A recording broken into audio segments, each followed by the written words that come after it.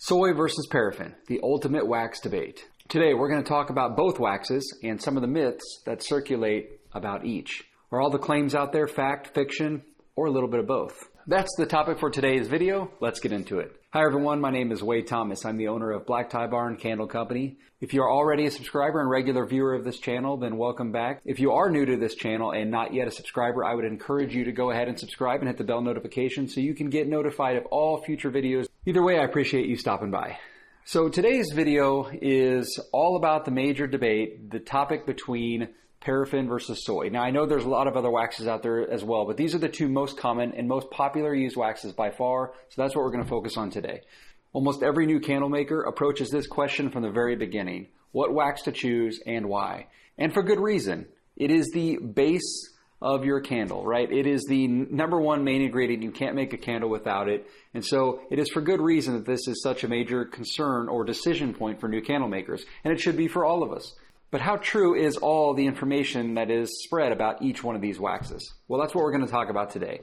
But first, before we get into the myths and the facts and the fiction, let's talk a little bit about each wax real quick just to make sure I identify them correctly. Soy wax is made from soybeans. Thank you, Captain Obvious.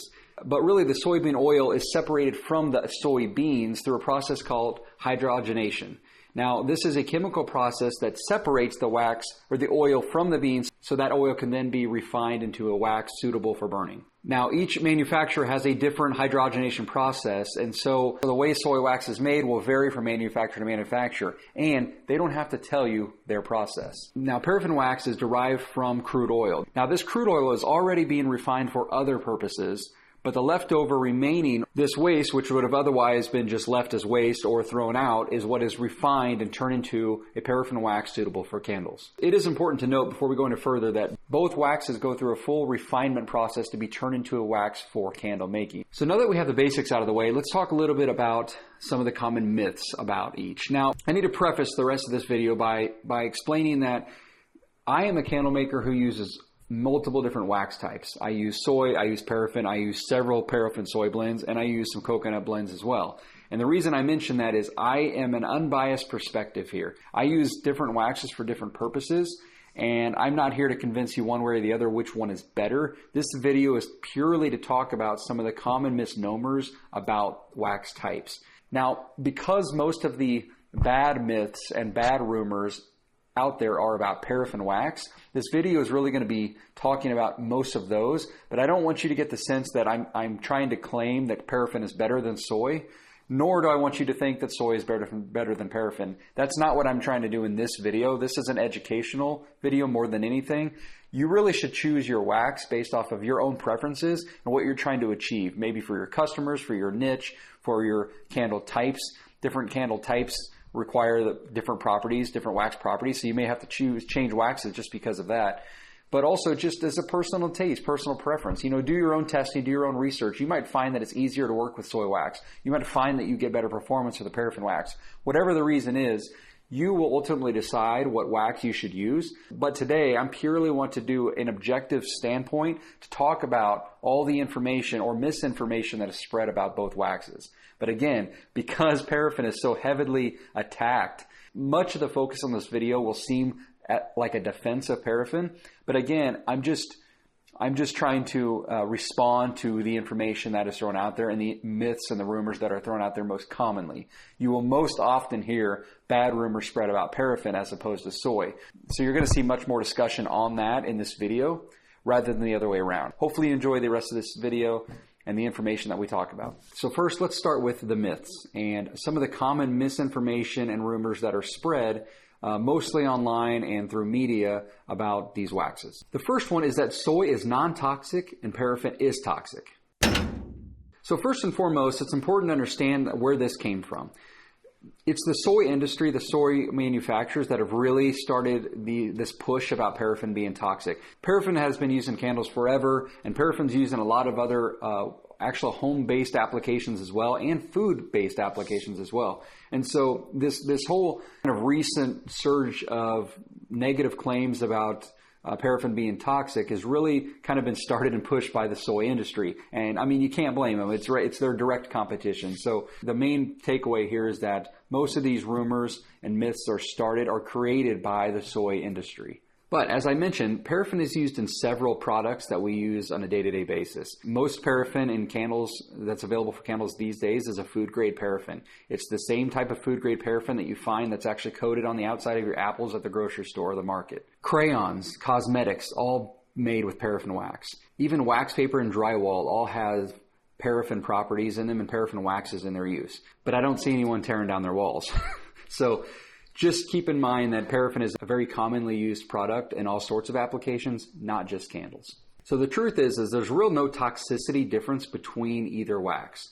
And we'll talk about this in a little more detail as we talk about some of the other myths, but the main takeaway is that neither wax is a toxic wax. They're both considered non-toxic clean burning waxes, which leads us into the next myth, that soy is clean burning and paraffin is not. Once again, how clean a candle burns is much more related to the wick size, the fragrance oil, and the amount of fragrance oil.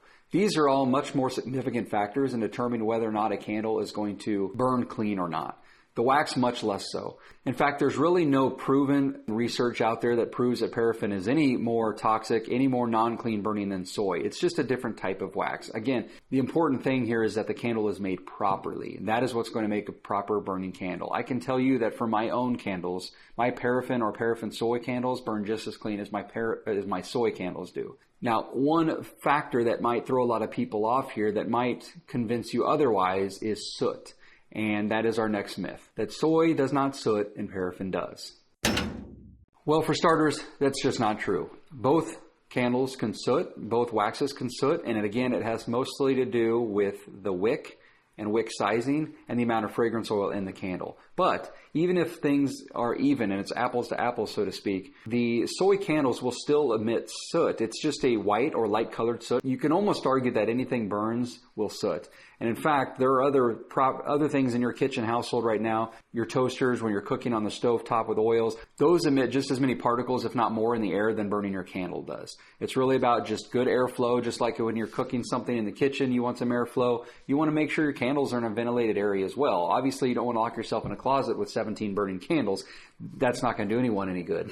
But overall, both waxes can soot. Any candle can soot. In fact, beeswax, commonly accepted as the best candle for overall air quality. However, if you ever made a beeswax candle, seen a beeswax candle, or used one yourself, they can soot a lot. Yet they're still known to be the best for air quality.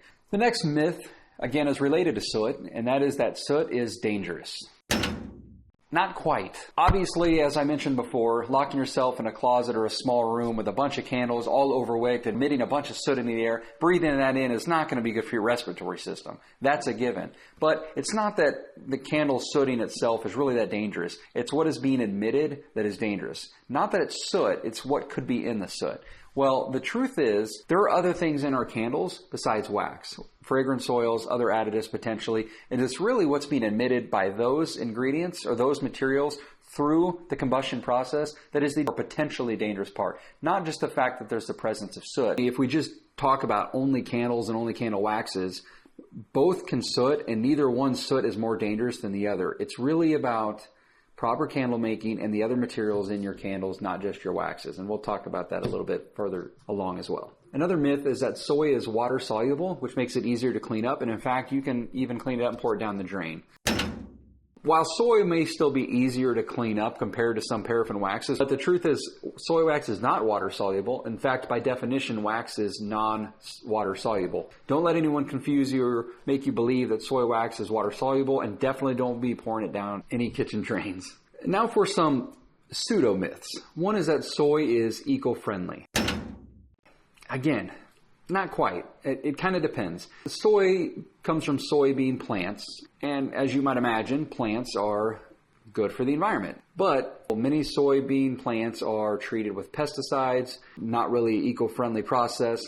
But more and more demand for soybean plants is also increased deforestation, destroyed land, destroyed habitats. Now, any farming and planting can cause those same things, but to claim that mass producing soybean plants for the purpose of candle making is an eco-friendly process is not entirely true. In fact, to maintain those soybean farms, you're talking about a lot of industrial equipment and farming machinery, things that are putting out way more smoke and emissions into the air and pollutants than burning the candle in your house does. So just keep that in mind and keep it perspective. Yes, it's a plant, but just because it's a plant doesn't mean it's eco-friendly. The next one is that soy wax burns longer.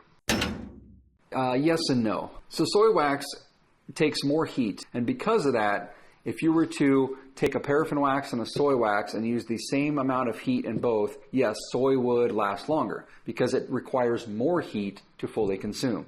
So if you compare it that way, then yes, soy will burn longer. However, we as candle makers know you don't treat every wax the same. You don't wick a soy wax the same that you wick a paraffin wax. Because soy wax requires more heat, you're generally going to either use a hotter burning wick or you're going to wick up a couple sizes. Yes, the soy wax would burn slower, but because you're wicking up and using a hotter burning wick to consume that wax, and so it really kind of catches up, and it's almost neck and neck between paraffin. I would say in my experience, yes, my soy waxes will last a little bit longer. But if you wick up to really the wick size and heat that you really need, it's not as big of a gap or difference that you might think it is. So yes, I would still agree that soy candles will burn a little bit longer, but I don't think it's anything significant. So the next pseudo-myth is that soy wax is all natural and organic. Not entirely true. Soy is natural. Soy wax is not. Remember, it goes through a refinement process. Candle wax doesn't grow on trees. It's not that you don't go pick candle wax. It comes as a soybean, and then the soybean oil is extracted, and then it eventually turns into a wax. Because soy is natural doesn't mean the soy wax is natural. That's like saying that beef jerky is natural because the cow is. And we all know beef jerky is not natural. It goes through a lot of processing to make beef jerky. Not to mention whatever's fed to the cow to raise it in the first place. Also, natural doesn't mean sustainable, right? So we talked about the soy wax comes from a soybean oil, which is from soybean plants. Now, the plant itself is natural. That doesn't mean it's a sustainable process.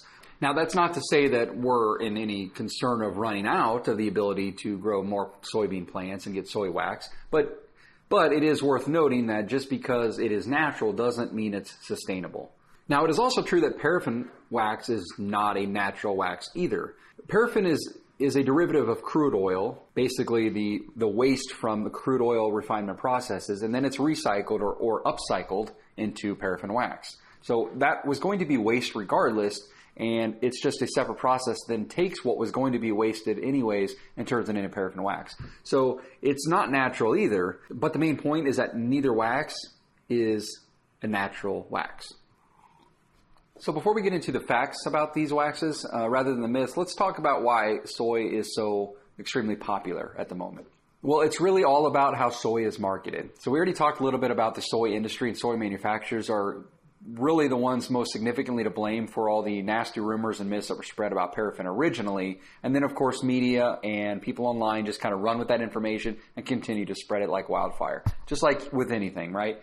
But it's not just about the myths about paraffin that are circulating, it's also the marketability of soy in general and the marketability it offers candle makers. So regardless of what is true or not true about soy and paraffin, if the majority of people still believe that soy is completely natural and healthy and paraffin is evil, well, then that creates an opportunity for candle makers. Candle making, like any other type of business, is really about finding a gap in the market or a niche in the market and going after that. And that's how you create a sustainable business. Well, if a large portion of the market right now believes that soy wax is better for you and that paraffin wax is harmful, well, then that's an opportunity for candle makers. And so it's also candle makers partially responsible for spreading this misinformation as well, because it's helping them leverage this opportunity, if that makes sense. If customers think soy is better, then candle makers are going to start making candles that are soy. And to stay in that business model, those candle makers are now going to start talking about soy being better than paraffin. It's just this cycle of misinformation that continues to fuel itself. Now, the other reason that this is possible for candle makers to do so easily is that even the claim that a candle is 100% soy technically only has to be 51% soy. As long as your candle is majority soy, you could claim it as a soy candle. You don't have to say soy blend. Now, most people do, and I would suggest you should. I think it's just a better, more transparent business model. But As long as you are 51% soy, you can claim it as a soy candle.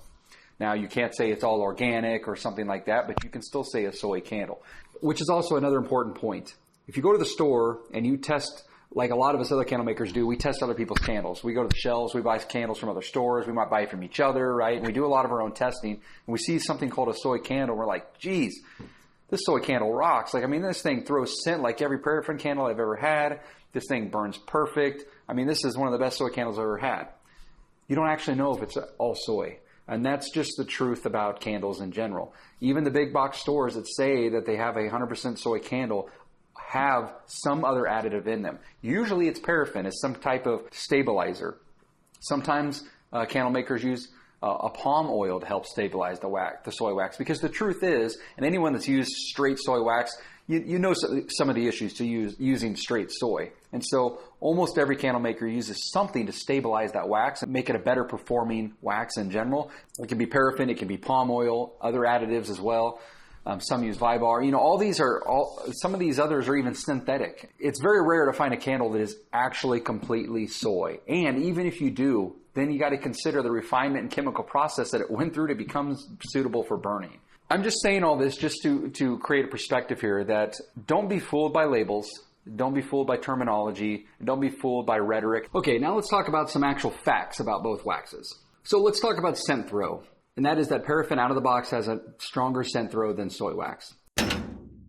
That's a fact, and it's because of the molecular structure and molecular makeup of those waxes. Soy is a very dense wax, or at least compared to paraffin, and so it is hard. It is much more difficult for the fragrance to release from soy, which is why it requires a hotter burning wick. It requires a lot more heat to fully break down the molecules and let the molecules expand and let the fragrance escape. Paraffin, on the other hand, is not a dense wax. It burns very easily, and it doesn't take much to open up and let the fragrance disperse through the air. That is why it is commonly stated that paraffin wax will throw scent stronger and better than soy. Now, I know a lot of soy users don't like hearing that, or will argue and say I get great scent throw from my soy candles. And that can be 100% true. You can still make soy candles that perform and throw scent just as good as paraffin. No one's arguing that. I'm not arguing that either. What I will say is that it can be harder to find fragrance oils that are as compatible with soy as it is paraffin. That is true as well. And so it's harder to get a good scent throw with all your oils out of soy than you would paraffin. But I'm not suggesting that you can't get a good strong scent throw with soy. But you can still make a great scent throwing candle. Now, scent retention, on the other hand, is better with soy. What that means is the candle wax's ability to retain the scent overall through the life of the candle and make that fragrance last longer. And it's for the exact same reasons that paraffin throws scent stronger and more easily. And that is because paraffin opens up and lets fragrance escape so easily. That means it's going to let it escape faster. The longer your candle burns and the more that wax liquefies, then fragrance is escaping the whole time that is a liquid wax. Now, that is great for scent throw, but not great for scent retention. On the other hand, soy wax, because it's struggling to let the scent escape in the first place, means that the majority of your candle is still retaining all that oil. And so you will get better scent retention through the life of your candle through soy wax compared to paraffin. But just like you can make up the difference with soy wax on scent throw, paraffin, you can make up the difference with scent retention as well. There are different additives you can use. A lot of paraffin waxes are going to have a really high congealing point so that the top layer might liquefy, but the rest stays pretty solid, and that will help retain the fragrance oil as well. So you can still get good scent throw with both waxes, and you can get good scent retention with both waxes. But out of the box, retention's better with soy wax, and throw is better with paraffin. Now let's talk about how paraffin wax can bother some people when the candle's burning. You've heard some people say that paraffin candles will give them migraines and headaches, or it just bothers them when the candle's burning. Well, I can't speak to that because it doesn't happen to me, but I know that's true. I know people can react to paraffin wax just like you can react to anything else. But don't forget that soy is a very common allergy. And so be careful if you only sell soy candles. You will have a lot of customers that only want soy, and then you'll lose customers because all you have is soy. Many people are allergic to soy. It is a very common allergy, and that is why a lot of candle makers do both soy candles and paraffin candles. Now, this goes back to me talking a little bit about paraffin being the myth about paraffin being toxic and bad for your health and just being an overall evil wax. So what if I told you were going to make a candle out of mineral oil? Does that sound bad? Sound fine? Most people hear mineral oil and they think it sounds completely fine. Now, some of you already know where I'm going with this and you're like, aha, but for many of you that don't know, mineral oil is paraffin. And so it's really just about the name. You hear so many negative things about paraffin wax, paraffin wax, paraffin wax, but many people forget all the other applications and names for paraffin that no one blinks an eye at. Mineral oil, hardly anyone considers mineral oil as some kind of negative or bad product to use. Just like I was talking about the food grade paraffins on the outside of your fruit at the grocery store. I mentioned this in the facts section just to kind of remind everyone that just because a name has a negative connotation with it, really do your homework, do your research before kind of making a final determination on it. Another fact, both soy and paraffin is biodegradable. And last and most importantly on the facts section is this. We talked about all the myths and rumors about paraffin wax compared to soy. The actual most dangerous part of our candles is the fragrance oil. And this is whether you use soy or paraffin or any other wax for that matter. Most fragrance oils are synthetic and essential oils are toxic by nature, or at least the most of them are. It's really the only health concerning part of burning a candle. And that is why using the proper amount of fragrance oil, the safe amount, is really advisable. But I only bring this up not to scare anyone from making candles, because a properly made candle, even with fragrance oil, is completely fine. My point is just to let you know that everyone seems to be so concerned about the wax type they're using, soy versus paraffin, when they really should be thinking more about fragrance oil and making a proper burning candle. Wax itself is not toxic. Neither one of the waxes are. However, fragrance oils are, and that is why you need to use them at safe levels, the levels recommended not only by the wax manufacturer, but also the fragrance manufacturer and fragrance supplier. And just in case that's not enough, let me name a few things that should be more of a concern to you when you're making candles. Overwicking causes a significant concern. For example, fire hazards, glass shattering, things like that. Too much fragrance oil causes oil to seep out of the candle. That can be a fire hazard. It can also leak and spill and cause other issues as well. And then weak glass. A lot of candle makers use glass in jars that wasn't meant for candle making. It's too thin. They can shatter, especially if they are overwicked. Again, I point these out not to freak anyone out or make you worried about making candles. Just trying to paint a picture for you that everyone seems to be so concerned about the debate between soy and paraffin, when really it's not near as much of a significant factor as some of these other things. And the most important thing with candle making is making a proper candle. That is choosing the right wick, sizing the wick accordingly, using the proper amount of fragrance oil, and then doing your due diligence and ample testing. That is the key to candle making. The type of wax is a preference. All right, so my final thoughts. I didn't make this video from any kind of biased perspective. As I mentioned in the introduction, I use soy wax. I use 3 parasoy waxes. I use a coconut soy wax, a coconut paraffin wax, and a paraffin wax. So I use several different types of waxes, and I am not particularly drawn to any of them. I use them for different purposes. And so again, I just reiterate that to let you know that this isn't coming from someone who is biased for either paraffin or soy.